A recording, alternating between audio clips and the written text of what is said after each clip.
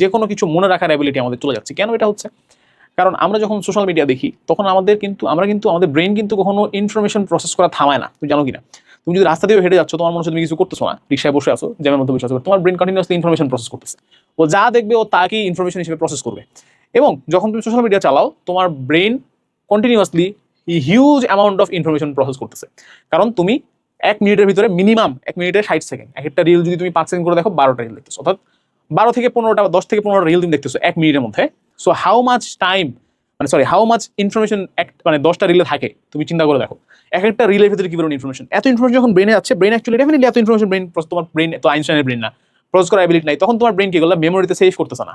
এগুলো কি জাস্ট র্যামের মতো র্যান্ডম অ্যাক্সেস মেমোরি, হ্যাঁ, জাস্ট করে দিচ্ছে আর কি, জাস্ট আসতেছে প্রসেস করতেছে ফেলে দিচ্ছে, আসতেছে প্রসেস করতে ফেলে দিচ্ছে। এই ব্রেনটা নিয়েই তুমি যখন এরপরে পড়তে বসতেছো, তখন সে পড়াটাকেও সে কি প্রসেস করে ফেলে দিচ্ছে, মেমোরিতে আর রাখতেছে না সে। কারণ কি, তুমি ব্রেনকে ট্রেন করে ফেলতেছো এইভাবে, আনফরচুনেটলি।